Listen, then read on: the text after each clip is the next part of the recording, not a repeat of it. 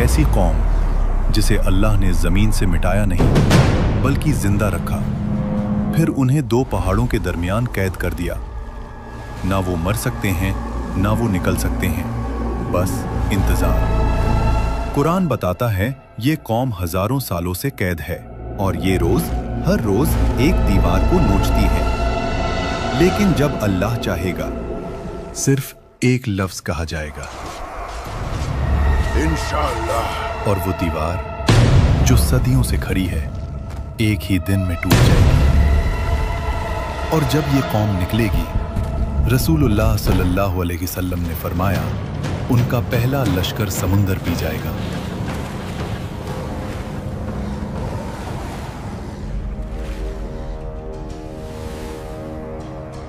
और जब आखिरी लश्कर गुजरेगा तो कहेगा, यहां कभी पानी हुआ करता था। सोचिए, समुंदर खाली, और ये वाकया सिर्फ कुरान में नहीं, तौरात, इंजील और यहूदी तारीख सब ने इस तबाही का जिक्र किया है।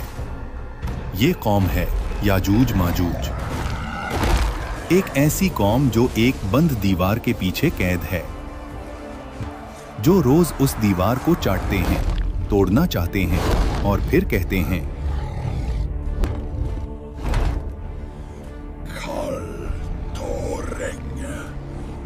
लेकिन एक लफ्ज भूल जाते हैं। इंशाअल्लाह आज की इस वीडियो में हम जानेंगे याजूज माजूज असल में कौन हैं? क्या वो इंसान हैं या कोई और मखलूक? वो कहां कैद हैं? और सबसे बड़ा सवाल, क्या उनकी रिहाई का वक्त करीब आ चुका है? और वीडियो के आखिर में हम उस खतरनाक जंग की तरफ बढ़ेंगे जो याजूज माजूज के निकलने से पहले पूरी दुनिया को हिलाकर रख देगी। कुरान पाक सूरह अल-कहफ आयत 93 से 98 में अल्लाह इस वाक़ये को तफसील से बयान करता है। ये वाक़या जुड़ा है एक अजीम बादशाह जुल्करनैन से। जब जुल्करनैन दो पहाड़ों के दरमियान पहुंचे तो वहां एक कौम मिली जो मुश्किल से बात समझती थी। उन्होंने कहा, ऐ जुल्करनैन, याजूज माजूज हमारी जमीन पर फसाद मचा रहे हैं। क्या हम आपको माल दे दें और आप हमारे और उनके दरमियान एक बंद बना दें? जुल्करनैन ने जवाब दिया, जो कुछ अल्लाह ने मुझे दिया है वो तुम्हारे माल से बेहतर है, बस मेरी मदद करो। कुरान बताता है कि इस बंद में लोहे के टुकड़े और पिघला हुआ तांबा इस्तेमाल हुआ। आज मॉडर्न साइंस भी मानता है कि आयरन और कॉपर का मिक्स एक ऐसा एलॉय बनाता है जिसे तोड़ना लगभग नामुमकिन होता है। ये कोई आम दीवार नहीं थी, ये अल्लाह की कुदरत से बनी कैद थी।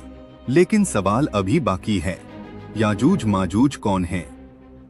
जिन, शैतान या इंसान? जुमहूर उलमा के मुताबिक याजूज माजूज हजरत नूह अलैहिस्सलाम के बेटे याफिस की नस्ल से हैं, यानी वो इंसान हैं। लेकिन उनकी तादाद, उनकी ताकत और उनका फितना आम इंसान से कहीं ज्यादा खौफनाक है। सही बुखारी के मुताबिक रसूल अल्लाह सल्लल्लाहु अलैहि वसल्लम ने फरमाया, आदम की औलाद में से 1000 में से 999 याजूज माजूज के होंगे। सोचिए, हम सिर्फ एक और वो 999। सुनन इब्न माजे में है कि वो हर रोज दीवार खोदते हैं, यहां तक कि रोशनी नजर आने लगती है। फिर उनका लीडर कहता है, वापस चलो, कल हम इसे तोड़ देंगे। और अल्लाह उस दीवार को पहले से भी ज्यादा मजबूत कर देता है। ये सिलसिला हजारों सालों से जारी है, लेकिन एक दिन वो कहेंगे, कल तोड़ेंगे इंशाअल्लाह। और सही मुस्लिम के मुताबिक उसी इंशाअल्लाह की बरकत से दीवार टूट जाएगी। जब वो निकलेंगे, उनका पहला ग्रुप बुहैराए तबरिया का सारा पानी पी जाएगा और आखिरी ग्रुप कहेगा, यहाँ कभी पानी हुआ करता था। सोचिए, ऐसी फौज को कौन रोक सकता है? ना वेपन्स, ना एटम बम। उस वक्त हजरत ईसा अलैहिस्सलाम जमीन पर पहले से मौजूद होंगे। रसूलुल्लाह सल्लल्लाहु अलैहि वसल्लम ने फरमाया कि जब दज्जाल अपना फितना पूरी दुनिया में फैला चुका होगा, जब लोग उसे खुदा समझने लग जाएंगे, उसी वक्त अल्लाह हजरत ईसा अलैहिस्सलाम को आसमान से नाजिल करेंगे। वो ना नया दीन लाएंगे, ना नई शरीयत। वो मोहम्मद सल्लल्लाहु अलैहि वसल्लम के उम्मती बनकर दज्जाल को कत्ल करेंगे। और जैसे ही दज्जाल का फितना खत्म होगा, लोग समझेंगे अब अमन आ गया।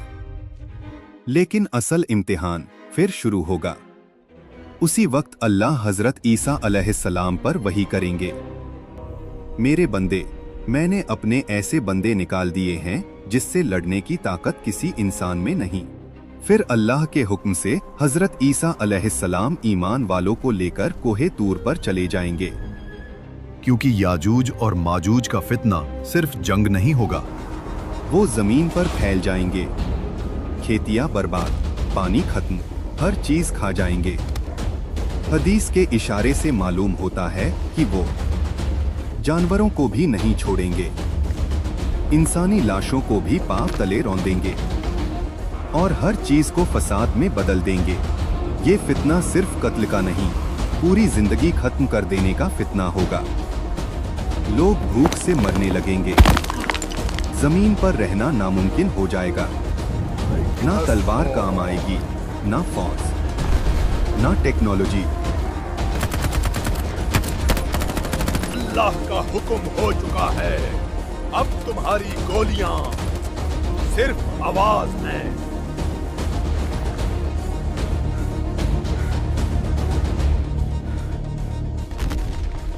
कमजोर इंसान समझा है क्या?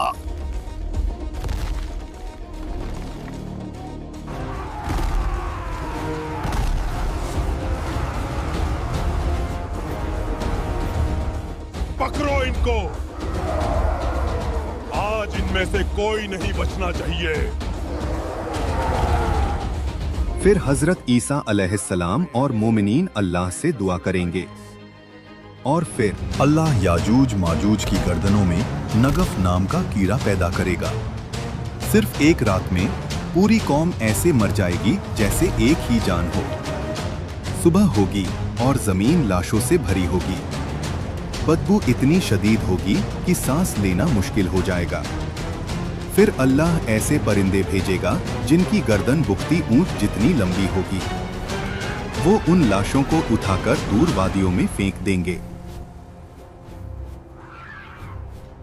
और फिर आसमान से मूसलाधार बारिश होगी, जमीन को ऐसे साफ कर देगी जैसे शीशा धोया गया हो, और ये फितना भी खत्म हो जाएगा।